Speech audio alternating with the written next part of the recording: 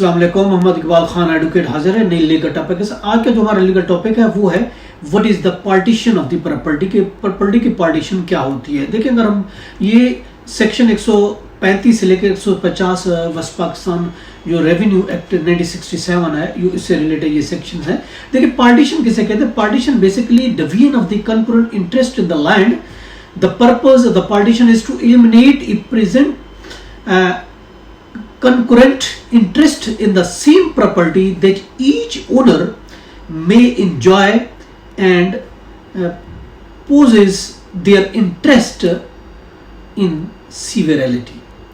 यानी कि division of property वो एक इंटरेस्ट होता है जो हर एक जो अलग-अलग मालिक के तौर पर यानी शरीक मालिकान प्रॉपर्टी की तकसीम जिसके नतीजे में हर एक के मफादात की इनफरादी मलकियत कायम हो जाए, उसको कहते हैं कि ये पार्टीशन। आप देखें,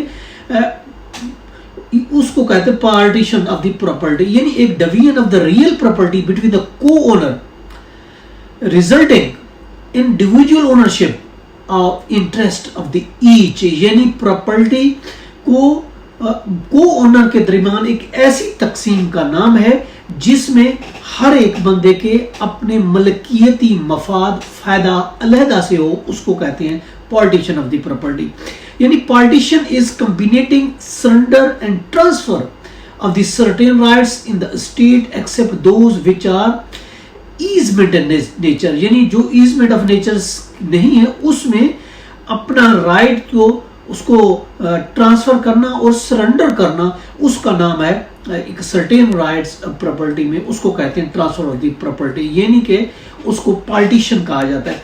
यानी कि पार्टीशन करना, तकसीम करना, यानी को ओनर अगर एक प्रॉपर्टी में बहुत से ओनर्स है तो हर एक ओनर जो है अब अलहदा से अगर मालिक बनना चाहता है तो उसको तकसीम का नाम है पार्टीशन ऑफ द प्रॉपर्टी। यानी अगर हम पार्टीशन डीड बनाते हैं, उसकी तकसीम देके पार्टीशन डीड से हो सकती है या कोर्ट के ऑर्डर से हो सकती है। दो तरीके से हम उसकी पार्टीशन प्रॉपर्टी की कर सकते हैं। अगर हम प्रॉपर्टी के पार्टीशन करते हैं पार्टीशन डीड से, तो पार्टीशन डीड के लिए जरूरी है जितने मालिक हैं, शरीक मालिकान अराजी जितने भी हैं उस लैंड में, तो उनका एक डीड बनाया जाएगा जो कि अनएम्बिगियस होना भी जरूरी है, क्लियर होना चाहिए। और इसके अलावा हम पार्टीशन का सूट भी कोर्ट में फाइल कर सकते हैं। अगर हम डीड बनाते हैं पार्टीशन तो उस पर ऑफ कोर्स स्टैंप ड्यूटी जो गवर्नमेंट की बनेगी और रजिस्टर एक्ट के तहत उसकी हम रजिस्ट्रेशन फीस भी देंगे और उसकी स्टैंप ड्यूटी पे करेंगे, रजिस्ट्रार के पास हम रजिस्टर करेंगे।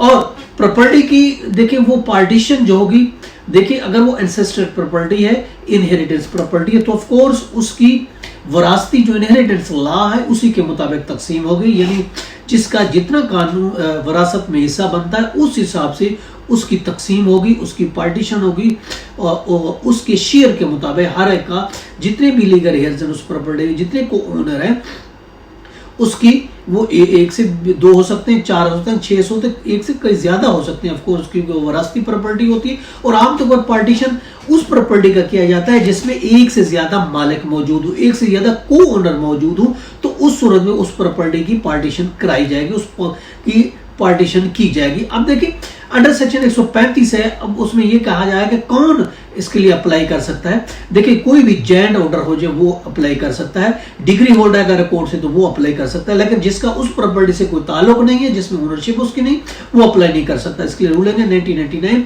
SCMR पेज है 873। अब 136 सेक्शन है जो रेवेन्यू एक्ट का, उसमें कुछ रिस्ट्रिक्शन दी गई है, कुछ लिमिटेशन दी गई कि किस प्रॉपर्टी की पार्टीशन हो सकती है। पहले तो बात ये देखें, साइट ऑफ द विलेज बताया गया, टाउन, ग्रेजिंग है, मदरसा है, मस्जिद है, कब्रिस्तान है, वाटर कोर्स है, ये ऐसी जगह इस पर पार्टीशन नहीं होगी, ये याद रखें।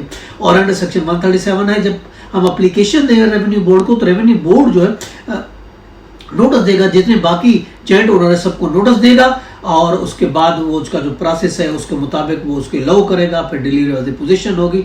और उसके बाद जो इंपॉर्टेंट चीजें अफर्मेशन 147 है, जब तक रेवेन्यू बोर्ड की अफर्मेशन नहीं होगी वो उसको अफर्म नहीं करेंगे, उस वक्त तक उस प्रॉपर्टी की पार्टीशन नहीं हो सकेगी। ये तरीकेकार दिए गए रेवेन्यू एक्ट 1967 है कि पार्टीशन को जॉइंट अगर प्रॉपर्टी है तो जॉइंट प्रॉपर्टी की पार्टीशन किस तरीके से होगी। ये हमारा आज का टॉपिक था, इसके साथ मुझे इजाजत है, क्या टॉपिक के साथ फिर मिलेंगे। अल्लाह हाफिज।